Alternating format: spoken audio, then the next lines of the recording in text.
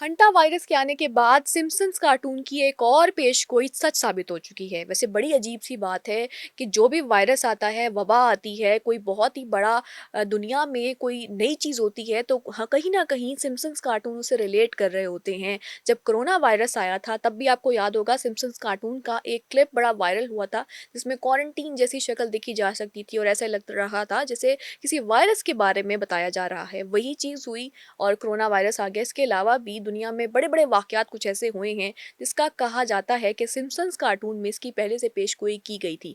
अब hanta virus अमेरिकी cruise ship से फैलने वाला एक मोहलिक वायरस हंटा वायरस जो कि इस वक़्त बेशतर ममालिक में फैल चुका है और एक इमरजेंसी भी जारी की गई है डब्ल्यूएचओ की जानिब से।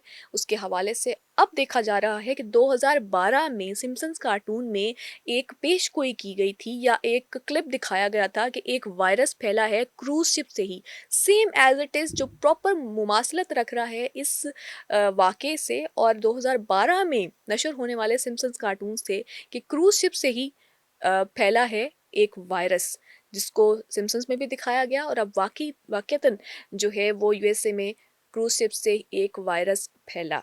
लेकिन सिम्पसन्स में और आजकल के वायरस में क्या एक चीज़ थी जो मुख्तलिफ थी। कार्टून्स में ये दिखाया गया था कि जो वायरस फैला है वो दरअसल कोई असल वायरस नहीं है बल्कि सिम्पसन्स की जानिब से एक जाली वायरस को फैलाया गया ताकि लोगों में एक डर पैदा किया जा सके और छुट्टियों को इंक्रीज़ कर लिया जाए या एक्सटेंड कर दिया जाए। लेकिन अगर आजकल के हालात देखें तो हंटा वायरस एक बड़ा मोहलिक वायरस बताया जा रहा है और बहुत से लोग क्रिटिकली इल हैं। उनके साथ-साथ कुछ लोगों की डेथ्स भी हो चुकी हैं इस वायरस से और इस वक़्त लोग इस शुबे में हैं कि कहीं ये कोरोना वायरस की तरह फैल ना जाए।